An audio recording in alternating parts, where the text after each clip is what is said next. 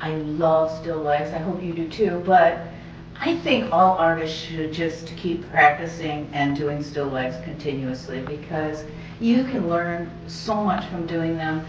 They are just strong objects placed together in an arrangement that you can just, you know, practice doing your light and your shapes and everything else, and just become a better painter through all the experience you'll go through when you do a still life. I took a picture of this. Jane, can you see that? Can put it up there like that. I took a picture of this at home. I could have set this up here, but I didn't want to bring this big thing down to the studio. But anyway, it's just a crock with some oranges from my tree at the time when I took this, and I just dropped a cloth behind it, a wrinkled cloth, but that doesn't matter.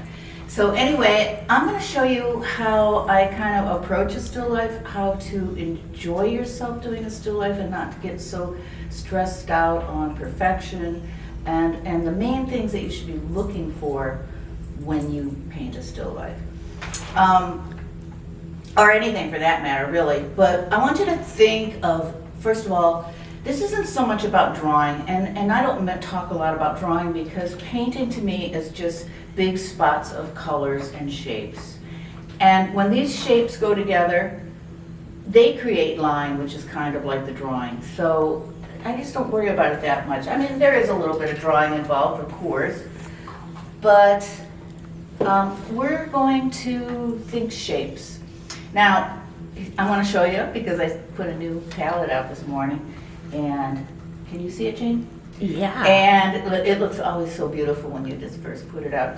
I'm generous with my paint because I have a wet sponge under this paper, and I keep it sprayed, and when I'm done painting for the day, I will put a cover on this, and tomorrow it'll be just as fresh.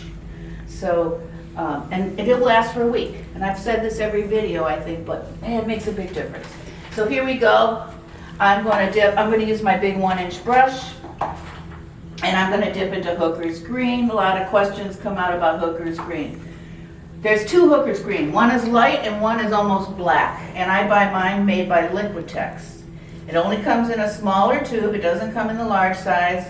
And here's going to be a little bit of drawing, but I'm not worried about it. This is just going to be the big jug that's in my picture, as you can see.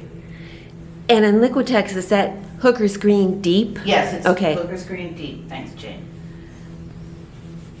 You can open it and look at it. If it looks black, that's it. Now here we go. I'm going to do these are hydrangeas, and I'm going to do them as just shapes. So I'm just going to make them nice and dark, just like this. You know, I paint fast as I start off because I get excited, and I just need to get these shapes down. I need to get my composition done, and you want to fill the whole canvas with your subject. A still life lost in the middle of a canvas, then you got to worry so much about background, and it just kind of looks weak to me. I don't know. I like a lot of impact in a painting. And then I've got this cloth coming down here like this, just kind of stroke it down here like this. I've got a little dish down here.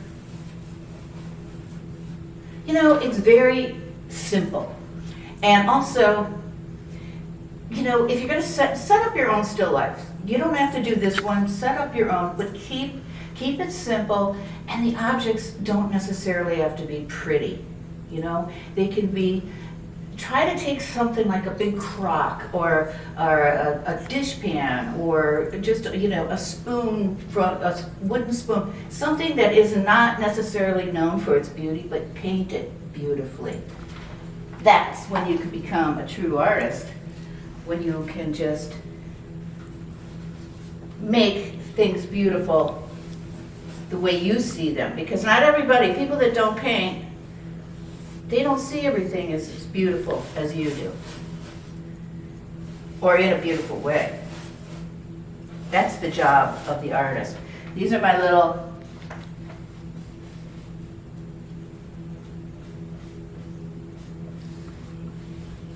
I try not to put pretty in my vocabulary when I'm thinking of a painting. Now the word beautiful, yeah, I'll think about that, but okay. So now I kind of have my drawing. Do you see it? These are two little oranges that are in here. There's one in front. When you're doing shapes in a still life too, you want everything to either overlap or be separate. You don't want them to, two shapes to butt up next to each other in a tangent like they're kissing, because that's just bad. You don't want to do that. So this thing has a little handle here like that.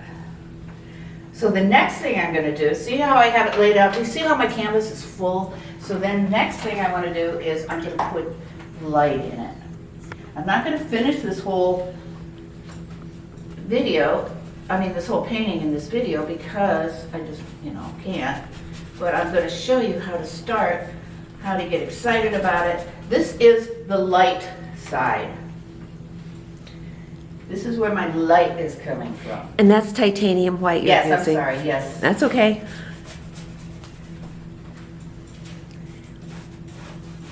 That's why we are a team. Gene, I don't think to say that stuff. Yes, that's just white. I'm just using the white and the Hooker's green because I'm establishing my values. So also I'm going to put right over this Hooker's green hydrangea flowers. I'm just going to start with kind of one side, and I'm just going to take my wonderful brush and just do these little brush strokes that can kind of represent all the different little petals that are in a flower. So I'm going to do that. This paint, this white, will soak in into the dark, and turn gray, and that's fine. But I'm just kind of, I'm getting a feel for my light already. And then on each orange, it's going to be light on this side, because my light is coming in from the left. Right at this point, you're not doing any final painting, so don't worry. Don't try to get all fussy and perfect right now. Try not to get fussy and perfect throughout the whole thing. Believe me, it'll show. It'll show if you're going to be all uptight. You should be able to create form in just a few brush strokes if you really want to. You don't have to spend all this time trying to maneuver things to make them look round or perfect, because it's going to show, and it's not just going to be very exciting to look at, as far as I'm concerned. But I'm going to take my Hooker's green now, and I'm going to dip it into some cadmium yellow medium. There's two cadmium yellows, medium and light. Light has like more of a fluorescent quality to it, which is fun to use when you're painting objects, but in nature I don't like it so much. The colors that I use, you can pick your own. You can go, when you go to the store, there's such a variety, and you will figure out the ones that work for you. We don't have to all use the same colors. I'm just showing you what I kind of like. I'm using this great brush, just press it with the corner down, lifting it up to a point, and I make a leaf. Is that the 1/2 inch or the 1 inch? This is the 1 inch. Okay. I can make little leaves with the 1/2 inch. But the thing is, you can just take a piece of newspaper or anything and just practice before you do this. And, practice with water. But you just put the point down, smash it, drag it, and lift it. And you get these kind of leaves that are fine. So I'm just going to let that dry right there. It's kind of okay. And then I'm going to clean off my brush, and I'm going to take just some colors. I'm going to dip into some light blue violet, some light blue, some brilliant purple, and then maybe a little bit of Naples yellow. All of that on here in a big glob, see it? And then I'm going to just kind of make this beautiful combination color on the other side of this crock.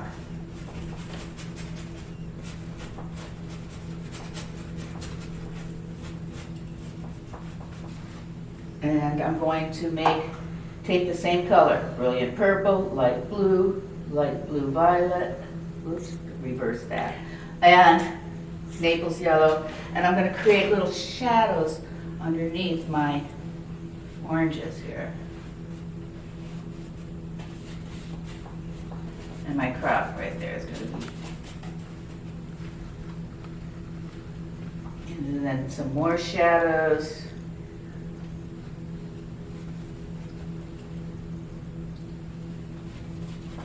Right here.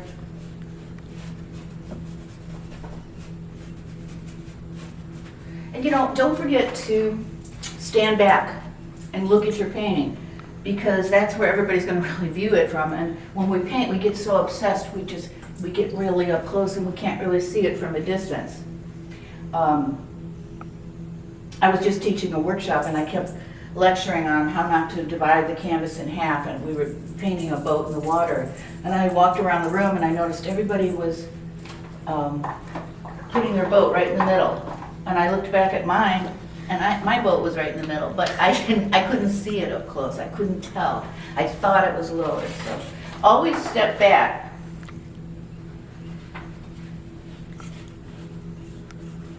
So then I told everybody it was fine if it was in the middle, because mine was. So I didn't know how to get out of that one.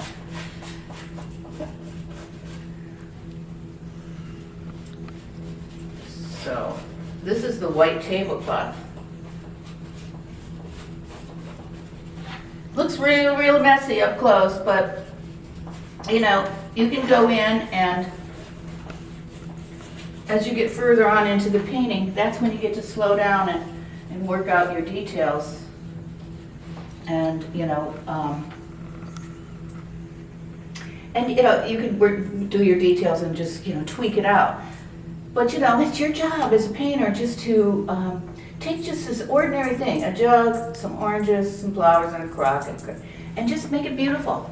Because maybe not everybody would see that, or just take some really ordinary objects in your house and put them together.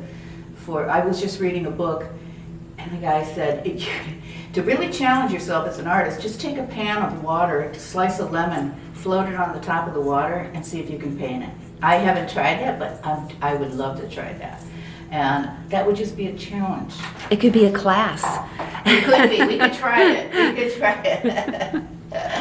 So, and then I'm going to probably go in with some orange now and just kind of. And what colors are you making your orange from? This is actually a cadmium orange. Okay. It's not on my supply list because it's one of those things I'm playing with, an experiment. You can make it with yellow and red, of course. And is that a CAD light or medium, or it doesn't matter with this? I don't really know. Okay. So I can't answer that. I think, look at that green that came in. I like that. Ooh. That looks good. And then maybe for drama, I'm just going to take my Hooker's green and I'm going to put it all over here.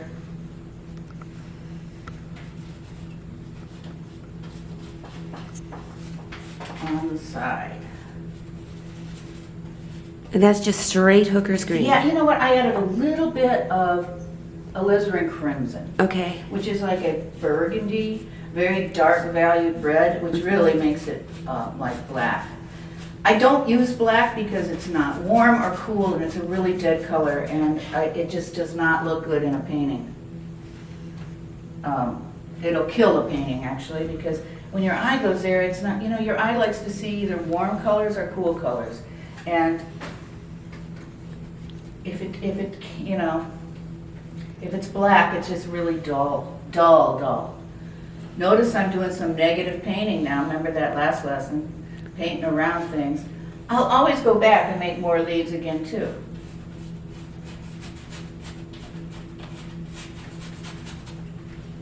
So, do you see how the still life is? So you can do this too, and at this point I'm going to stop real soon because it's got to dry, and then I can go in. And I've been getting a lot of questions and responses, and everybody thinks that I paint super fast because I'm always trying to paint fast on videos, or even when I'm demonstrating in class. But, you know, there are times where, and like yesterday, I love to sit down and kind of just get lost in my painting and pick up a smaller brush and get lost in the details. I mean, it's part of the painting experience, and we all know exactly what that feels like. I just don't want to do that from the beginning, okay? So, you know, there are times when after it dries and you just want to go in there and just kind of really, I don't know, tweak some things out and make them. But don't do it everywhere. If you do want to get lost and tweak and make things look, you know, a little bit more realistic, don't do it everywhere. Just do it in certain areas, like kind of a focus area, like a focal point, or someplace where the eye just goes, and it can be more entertained than, you know, just big, huge shapes. That's kind of, you know, and that's the way the eye sees, because we can look around a room, we only really focus on one thing. All other things in our vision is not in focus. So look at these drips. While I've been talking, it's decided to just drip on me. So anyway, oh yeah, I was doing this.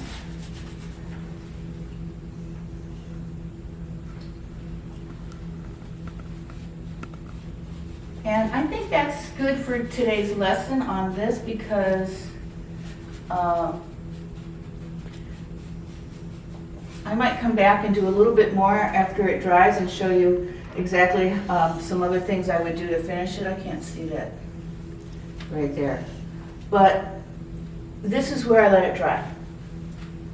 And it's really hard to do because you want to keep painting.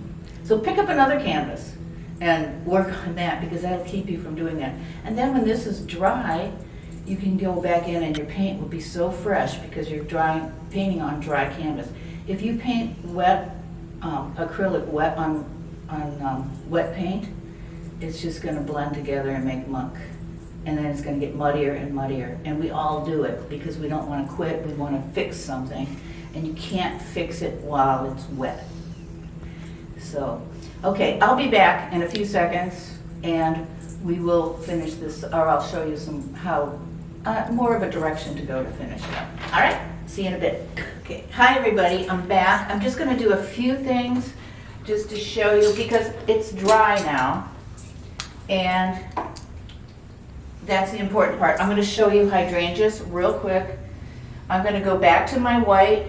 I'm going to dip it into just a tiny bit of Naples yellow, and that looks butterscotch to me. And I'm just going to see how the paint has soaked in, and now because it's dry, I'm being able to pop out the light side. So I'm going to take the light side of each hydrangea, and I'm going to pop them out.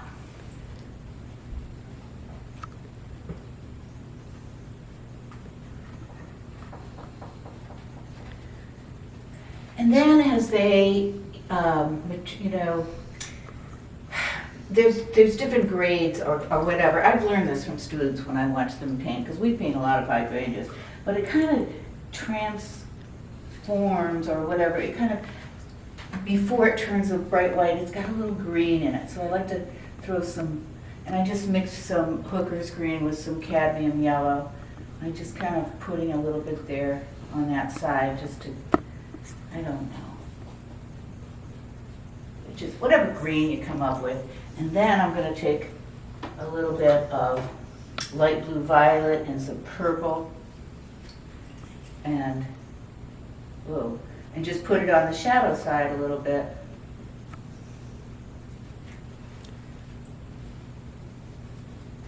And you know, every time you're working on it doesn't mean I have to finish the flower right away or right now. It's just I'm going to do this right now on the flower. I'll come back to it later if I feel like it. Oops, I dropped a brush. Okay. And then I'm going to go back in and do my stems again. And some leaves. Point. Oh, it's really wet. Point, drag, and lift.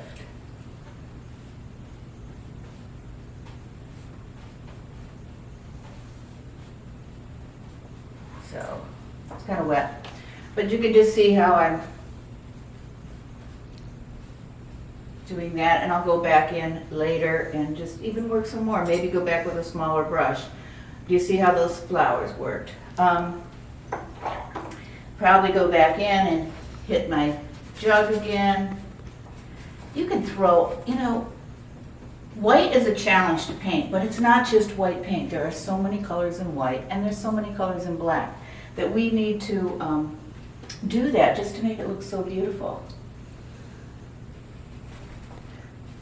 Is that the light blue? That's light blue. Maybe I'll throw a little purple. Maybe some more white.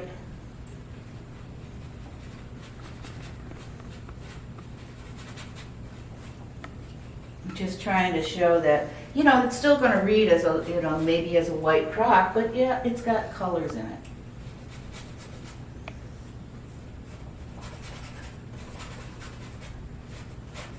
I do a lot of, what if I were to try this? And if it doesn't work, I want this to be darker now. So I'm going to, I don't know, I'm picking up some Hooker's green, maybe a little burnt sienna, just some different colors, and I'm going to go in on this side. Ooh, that's really ugly. That is bad. I'm just going to go. It happens. Did you pick up some more purple there or something like I that? don't know what I Okay. picked up some purple with some burnt sienna, and it's really ugly. But you know what? It's too bad. And then, after this would dry, this is what I would do that really is fun. Just take some bright, pure white and go like this.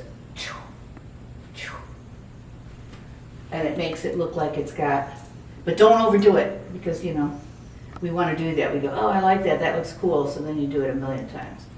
We don't want to do that. So that's how I would kind of finish all of that part. And then, of course, I'm going to pick the light side of my fruit, and I'm going to go back into some orange and yellow and hit the brighter side. And is that a cad yellow or a Naples yellow? It's cad yellow, but you can use I'm going to try Naples yellow too, with a little orange. Just whatever you can do to get it a little brighter there. You don't have to cover the whole orange. You can just, or whatever fruit you're doing. You can always pick up fruit and, have it around to set up your still lifes.